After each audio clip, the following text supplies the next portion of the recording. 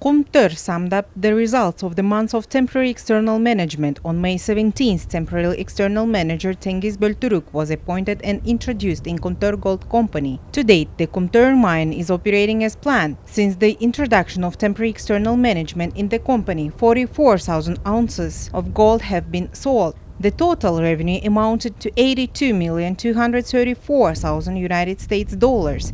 The gross profit was received in the amount of $40,282,000 United States dollars. The cost price was about $42 million.